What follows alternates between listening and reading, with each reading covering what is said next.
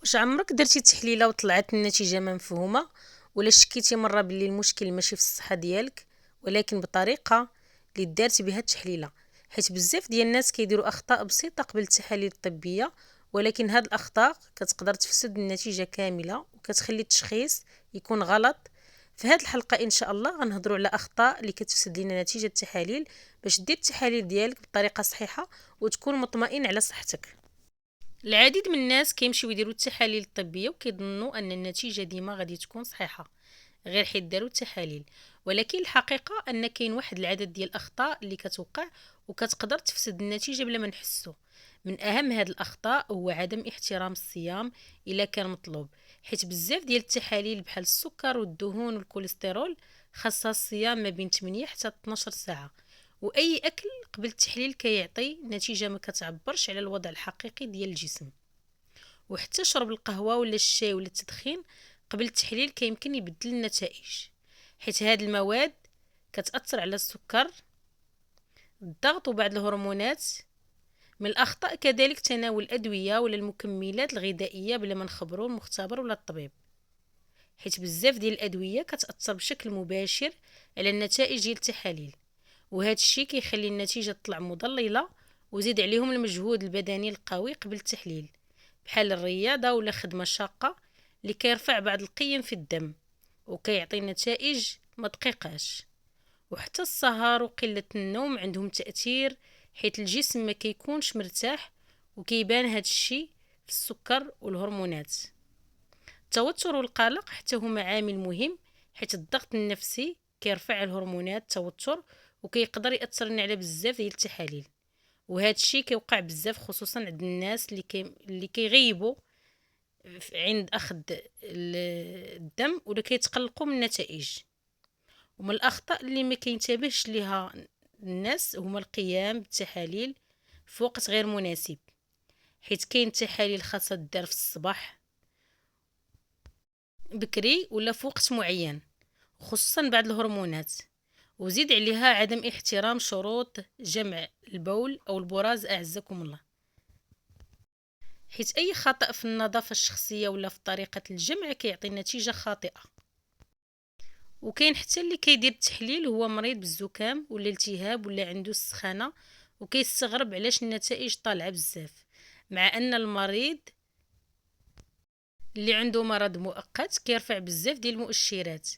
وفي الاخير اخطر خطأ هو تفسير النتائج بوحدك ولا الاعتماد على الانترنت، حيت كل تحليل خاصو يتقرا حسب الحالة الصحية، السن والاعراض، وماشي غير بالارقام، باش تكون نتائج التحاليل دقيقة وتعكس الحالة الحقيقية ديال الجسم. وخاصنا نحترموا التعليمات، نكونوا صريحين مع الطبيب ومع المختبر، ونخليو التفسير ديما عند المختص.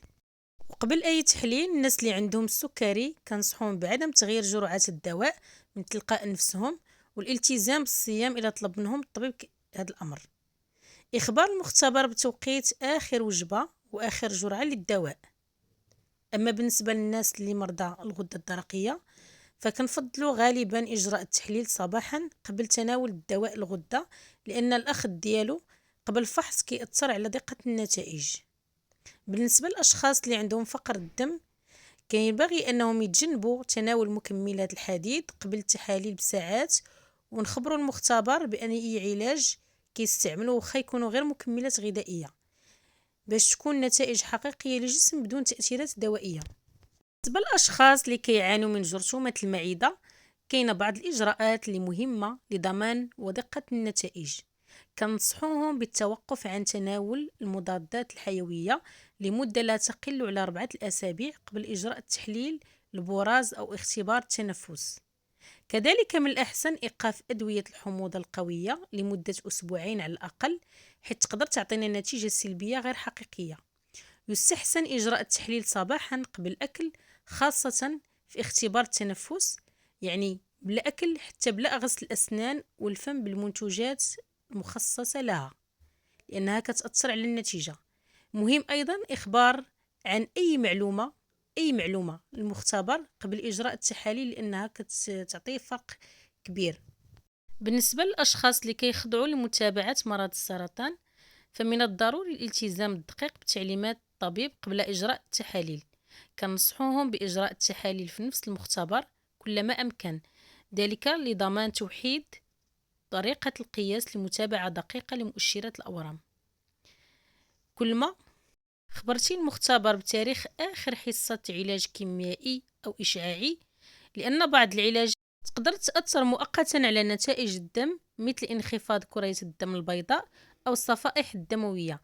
كذلك يفضل احترام توقيت تحليل محدد من طرف الطبيب وعدم التأجيل أو تقديم دون استشارته، لأن المتابعة الدورية كتساعد على تقييم الاستجابة للعلاج بدقة.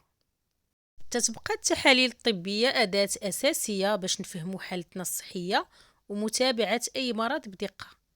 احترام التعليمات قبل إجراء التحليل وخبر المختبر بكل الأدوية أو العلاجات المستعملة. الالتزام بمواعيد المحددة كلها خطوات بسيطة لكنها كتضمن لنا نتائج صحيحة وتشخيص سليم. فكل رقم في ورقة التحليل كيحمل رسالة مهمة على صحتنا، والوعي هو المفتاح لقراءتها بشكل صحيح. فإلا عجبكم المحتوى واستفدتوا ما تنسوش الاشتراك في القناة نبض التحاليل. إلى اللقاء.